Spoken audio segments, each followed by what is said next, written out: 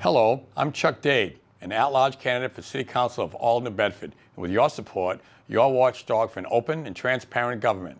I only have 5 minutes, so I'm going to be talking rather quickly, but you can find more info at votedade.net.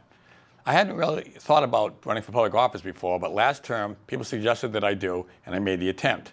At that time, there were other good candidates presenting themselves for the first time as well, but at the end of it all of the incumbents got in.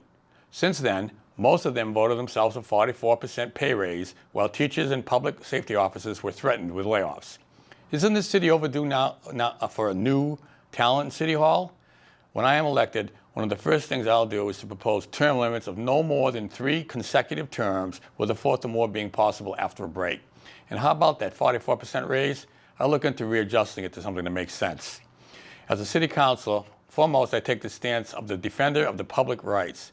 It's not so much a plan I bring, but a stance. I'll try to forward progress, lending support to building an economy working towards positive industry, not just jobs, capacity building, better education, better vocations, sustainability.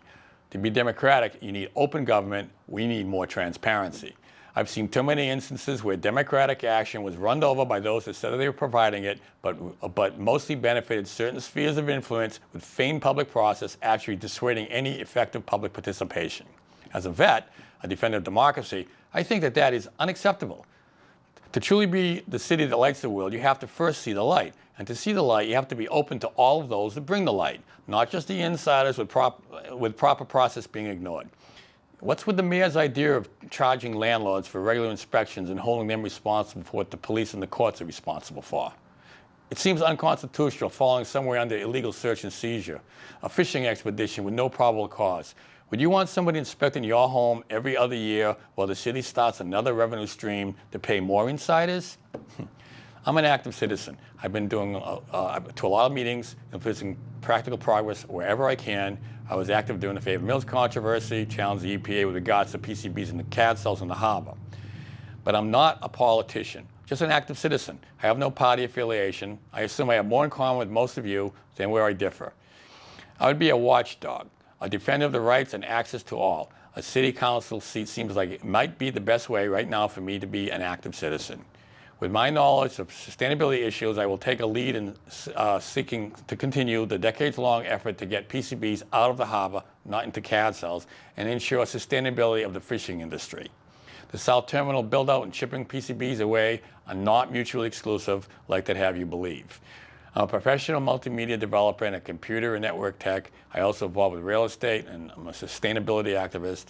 I'm a New Bedford native. I'm a Vietnam-era vet. I served as a tactical power generation engineer for headquarters of an Army Air Defense Command site in Coventry, Rhode Island, a missile site. I have a family history of veteran services behind me as well. Eleanor Roosevelt gave my great-grandmother, Maria Raposa Barbosa, an award of because 10 of her children served during World War II, which is most likely a record. My grandfather accepted the award on her behalf, and he actually served at Fort Edwards in a civilian capacity, making it 11. I went to New Bedford Clark Street School, moved to Lakeville at 5th grade, and then I went to Apponequet. After that, I attended BCC, then I got drafted. Went to SMU after that, and I now hold a bachelor's degree in psychology from UMass with work in education, anthropology, ecology, music, and more. I have over 200 documented credits that includes engineering, computer science, and more. I've recently taken a Portuguese class, a double semester class, and I am currently engaged in graduate work in sustainability and enrolled in a strategic leadership in sustainability course and pursuing a grad degree in public policy. Beyond that, I know New Bedford from the working waterfront. I was involved with the fisheries more than half of my life. My father was known as on the waterfront as Charlie the Scale Man at Whirling City Scale, so I've accompanied him to most of the fish houses as early as age 9. I worked in quite a few of those scales myself, and the city sealer would be the one to call us and to even keep the city scales honest. My best friend in high school was a fisherman as well. In the 80s, when fish stocks were low, I actually was on a 10-day scholarship that caught 40-foot rollers, so I'm intimately knowledgeable to what's involved, to what it takes to bring the catch to market. In an at-large state, I'd be in a position to be your watchdog, a defender of the rights and access to JQ Public. If you think I bring what you would like to see as a city council, then vote for me, Chuck Dade, to be your watchdog. More info is available at votedade.net.